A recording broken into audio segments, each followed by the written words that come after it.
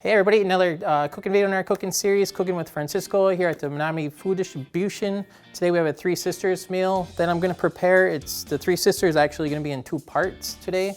So the first part is it's called a banaha. It's like a dumpling, I guess you would say. They're very similar to a tamale, if you know what tamales are. But tamales are steamed, banahas are boiled. So today we're gonna be going through that, along with a little stew that we're gonna make to serve along with that. All right, so we're gonna start off with the banaha itself. This recipe here, I was at an Indigenous Food Summit last year sometime, and I met a couple of the indigenous chefs from all over the country, showed up, so I bartered for this recipe. So today, from the food distribution, the warehouse, we have cornmeal, we have black beans. These ones are from a can. We have baking powder, and we're just gonna add water to this mixture and make our dumplings. What we do is the water, we have 3/4 cup of cold water. We're gonna bring that to a boil. So we're gonna mix our dry ingredients together. So we have our cornmeal here. We're gonna do 1 cup of cornmeal. We gotta remember our water behind us here is 3/4 of a cup of water. Won't take long to hit a boil. So we're just about there. So we're gonna put our cornmeal in our mixing bowl. Make sure when you pick a mixing bowl that you have enough room to actually mix things. So we have 1 cup of black beans. Again, these are from the can from the food distribution. I try to pick items from the warehouse back there. Eventually, we are gonna go through the process how I soak my beans. We're gonna add a teaspoon, a 1/4 teaspoon actually, of baking powder. So we're gonna add that in there. We're just gonna gently fold these spoon here. Their water is ready to add to the mix as well. So we're gonna be adding our hot water. So be careful when you're pouring this. I'm gonna add it in increments. So it's important to know how to follow a recipe, but it's also super important to kind of know what you're looking for. That you kind of develop through experience. So the first time I made these, I had another chef along with me that was instructing me along with some other friends. So the first time I made these, I wasn't quite sure what texture I was looking for or anything. And then the second and third time, then I kind of got an eyeball for what I want. So what we're kind of looking for is we want it to be pliable. We don't want it runny, but we want it pliable. So if we form in our hand here, it should keep shape like this. So that's perfect. So we're gonna set this aside, and then I'll show you how to prepare the corn husks. All right, so our corn husks here, they look like this. You can pretty much find these in any store locally. When you get these, they're gonna be very dry. So usually our dumplings, our banaha, we're gonna use about 2 husks per dumpling. What I normally do is I just grab a handful. So we're gonna grab a handful of these husks. We're gonna put them in a pot, and we're gonna cover them with cold water, and then we're gonna let them boil for about 10 minutes. What this does is it makes them pliable. So if you don't do that process and you try to fold your dumpling, your banaha, they can crack. And then the dumpling, when you cook them, will come out the seams. So you gotta make sure they're pliable. You can also soak them overnight.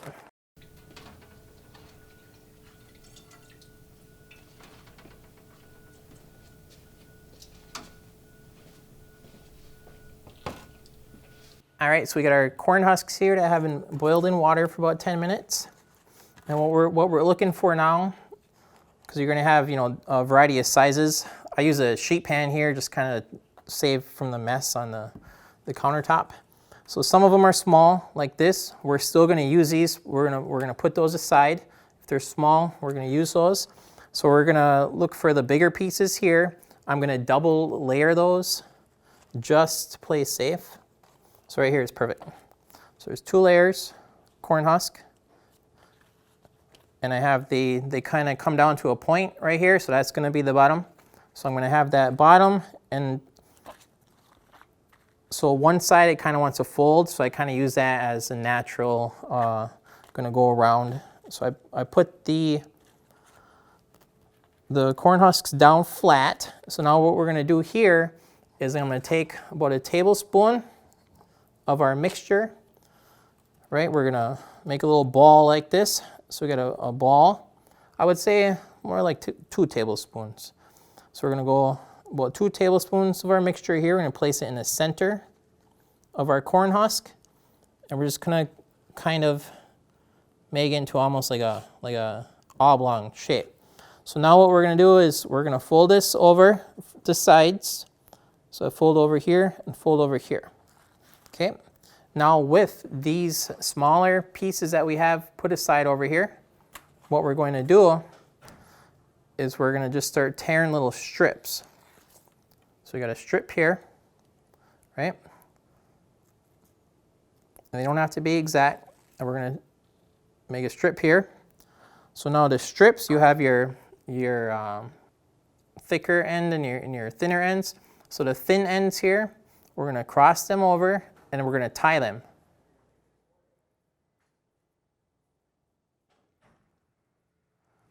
Kind of like a shoelace.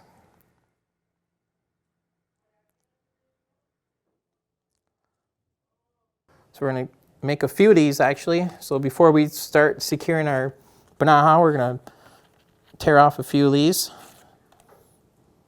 If you have helpers at home.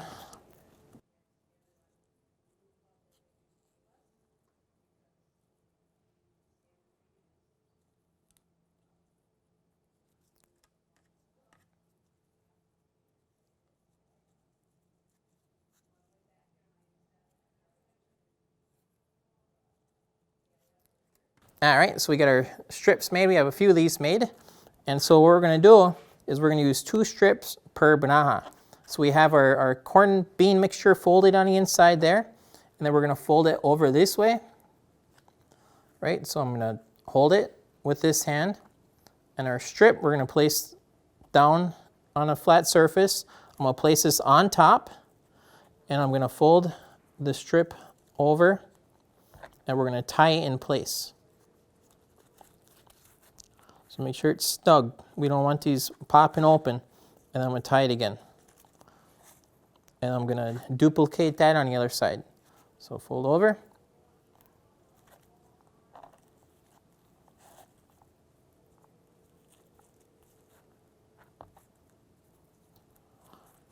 The key though is they don't have to really look pretty, but they have to be secured because we're gonna boil them. You don't want them popping open.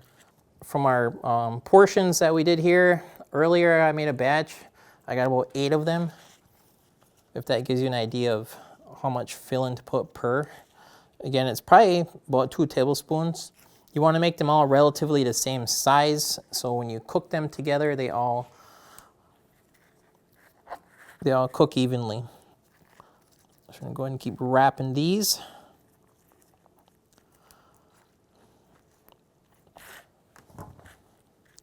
Fold each end. From what I'm taught, there's a variety of ways that the tribes make these. This is the way I was taught, so this is the way I'm following.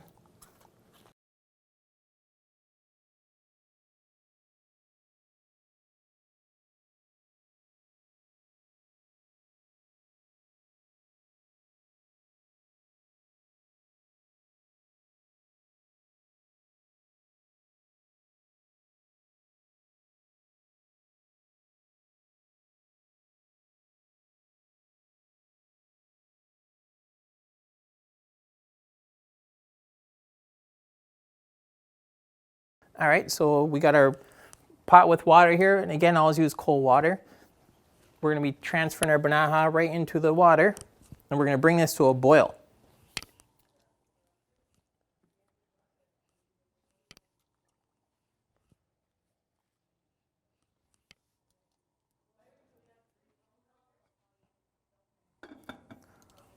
So I'm gonna put a cover on here to trap the heat in, bring the heat up just slightly. So while those are cooking, we're gonna start preparing our stew. So we have our pork chops here. We're gonna be cleaning these up. So there's a silver skin on here and be taken off.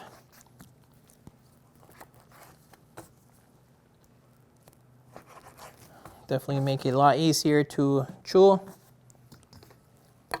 And we're cutting them into little strips here. With this big here.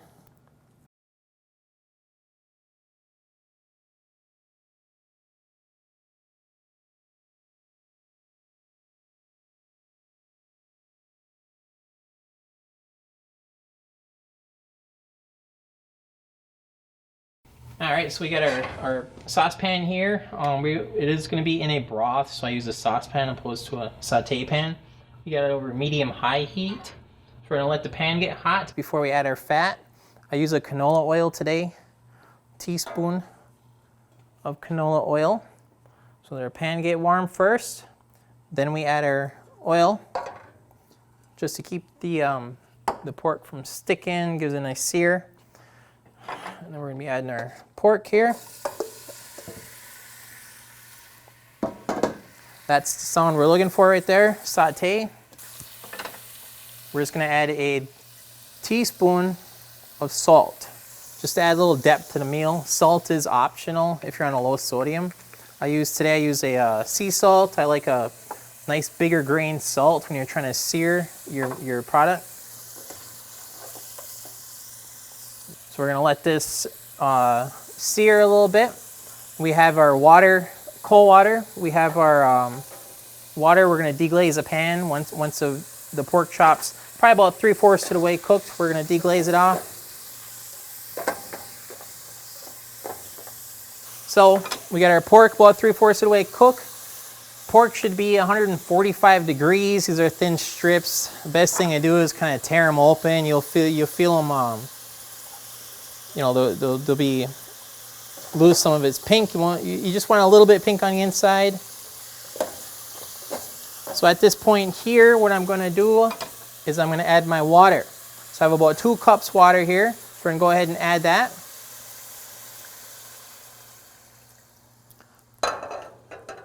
Keep the heat where it's at. We're going to bring that back up to temperature. While that's bringing the water back up to temp, we're going to be cutting our vegetables that we're going to be adding. All right, so today, kind of walked around the garden. We had some ripe tomatoes, so I have one of those that we're gonna add. We have sweet corn here. So what I did was I took the silk and dehusked it, and I cut them in half. So now that it's in half, I'm gonna hold it upright here. And we're gonna cut the kernels off here. We're just gonna keep going down, just like so.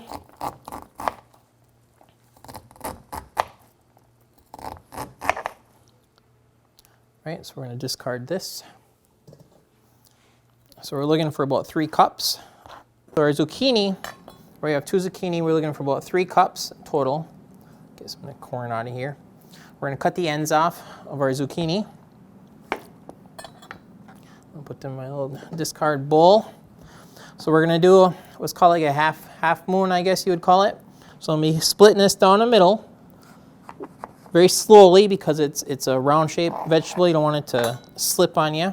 So now I have my flat surfaces. So those are down, nice and safe. So now I'm going to take my knife. We're going to do little half moons, about this size here. So we're going to get about 3 cups of our zucchini.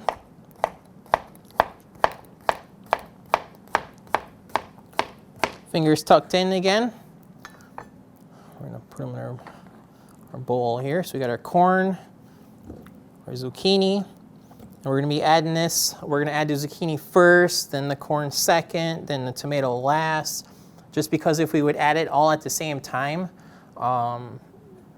things won't cook properly. You'll get the corn, it doesn't take long for corn to cook.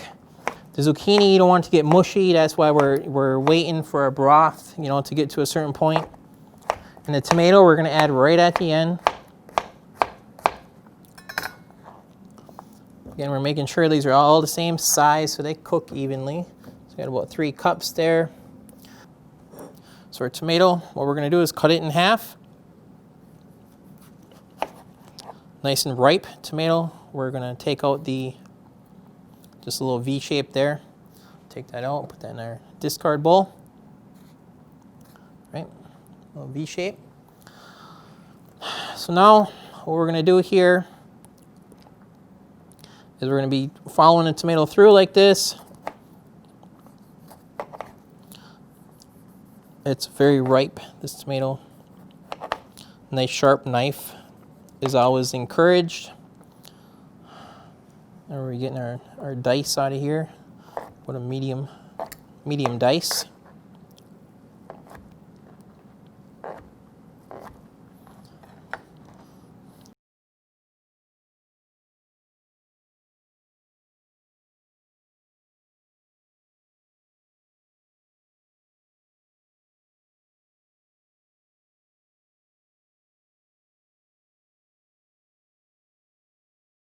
So we got our vegetables ready to go. So at this point, it's been simmering for about 5 minutes or so. We're gonna go ahead and add our zucchini.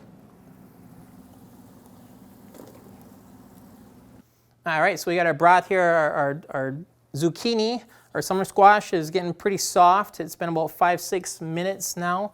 Now what we're gonna do is add our corn to the mix. So we're gonna go ahead and empty our corn in here. And we're gonna let that go for another couple minutes, 2-3 minutes. Make sure it's mixed up well.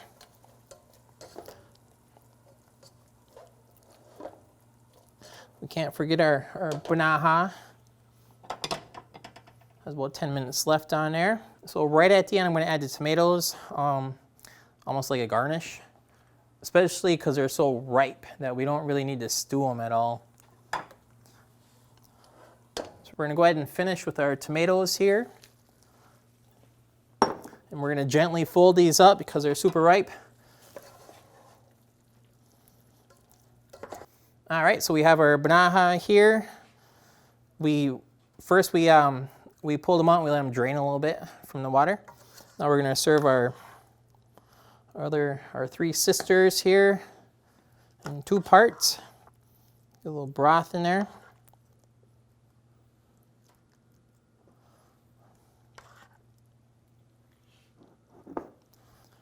All right, so what I'm gonna do next is I'm gonna open one of these for everybody so we can see the inside of here and kind of what it should look like. We're gonna take off our ties that we did earlier.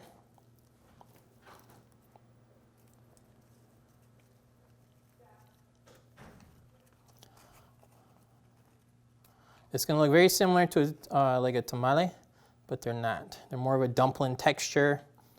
So this is what they look like here. We're gonna go ahead and use a spoon here. I want you to see the inside of one. So this is what they look like on the inside. Right, and you can use those as a bread option with your soup. You can put them right in your soup. But there you are, 3 sisters meal. All right, there we are, Kenyanian. I'll be seeing you again soon. Thank you very much, and stay tuned for more.